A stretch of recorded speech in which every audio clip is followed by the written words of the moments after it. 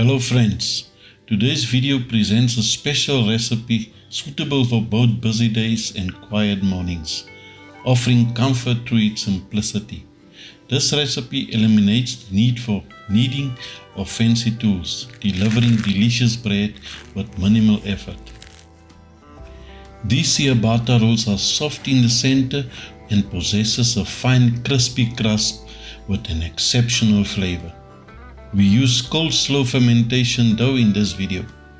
The resulting rolls have an excellent texture and a crispy crust. This video will demonstrate how to prepare these exceptional ciabatta rolls in 6 simple steps. We begin with the yeast mixture, essential to this bread's success. Use 400 milliliters, approximately 14 ounces of water.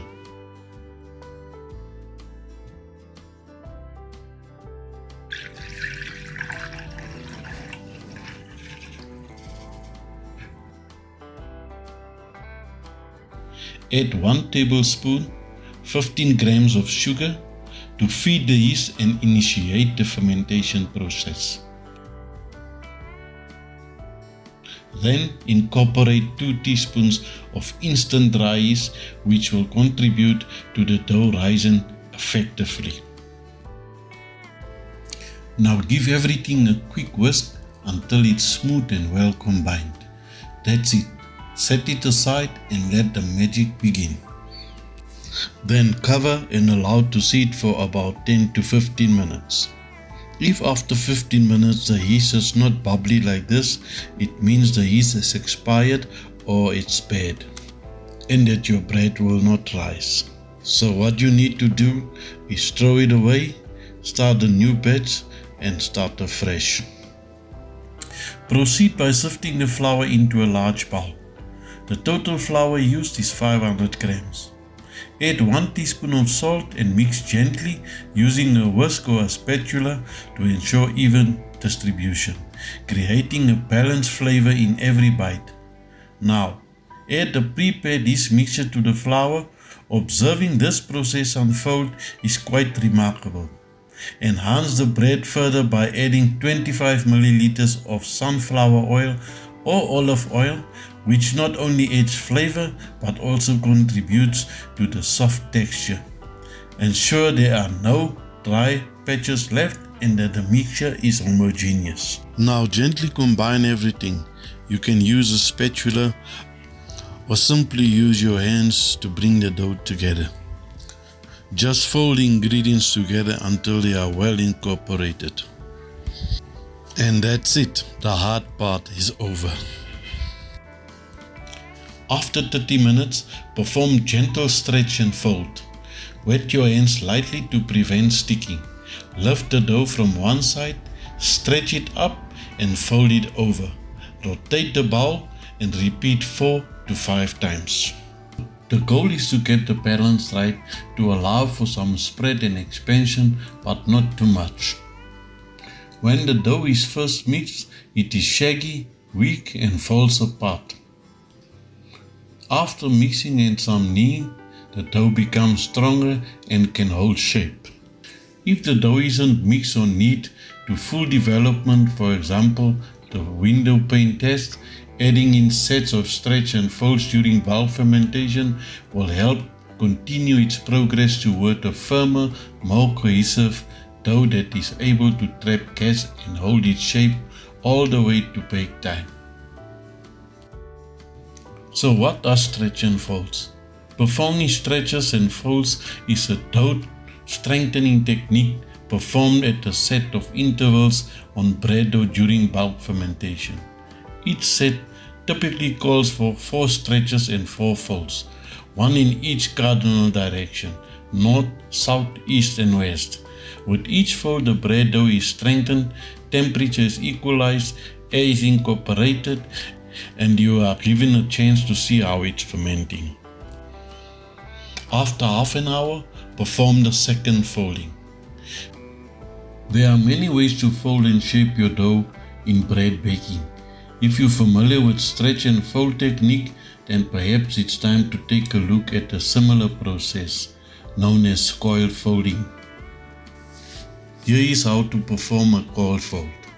Gently ease the edges of the dough by pulling them away from the sides of the bowl. Place the tips of your fingers beneath the dough so that you can easily lift it in the middle.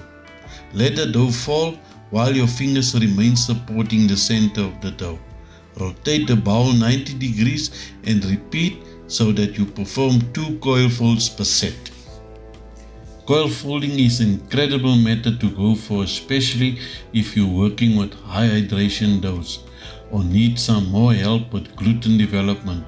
The coil fold method also ensures a precise fermentation rate complete with consistent crumb structure. Cover the dough with plastic film again and leave it on the countertop for another half an hour. And now perform the third folding. Slightly wet your hands with water. Lift your dough upwards and then flip it over itself. Repeat this from each side. Pull it up from the middle without tearing the dough. Let it stretch until it releases from the container. Then fold it over itself.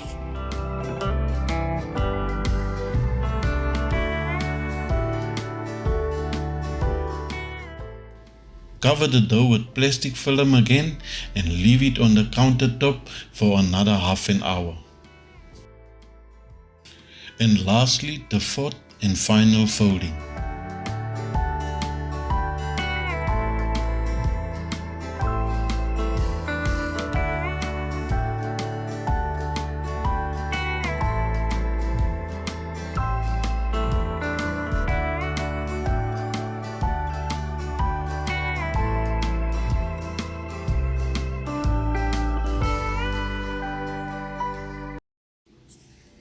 Let it rest for another half an hour and cover. After the final fold, it is now time to shape our dough. Transfer the dough onto a well-floured work surface, noting that it is still very sticky. Also dust the top of the dough with additional flour.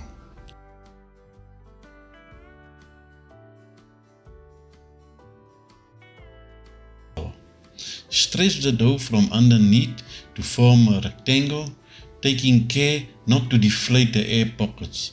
It is acceptable if a few air pockets deflate. Divide and shape the dough into squares or rectangulars. 6 pieces are suggested here, though you may choose differently based on your preference.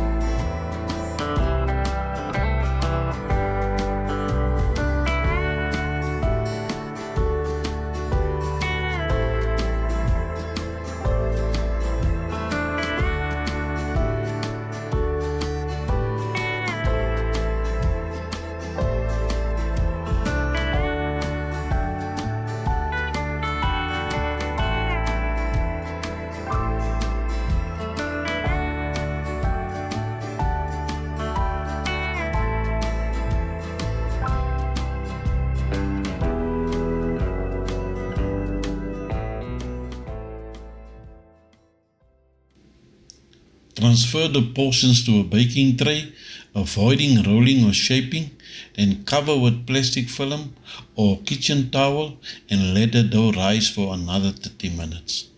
After the final proving, transfer to the oven. Bake the bread in a preheated oven at 230 degrees or 425 Fahrenheit to achieve a bakery style crust. Add hot water to the oven to create steam, resulting in a golden textured crust. Bake for 25 to 30 minutes.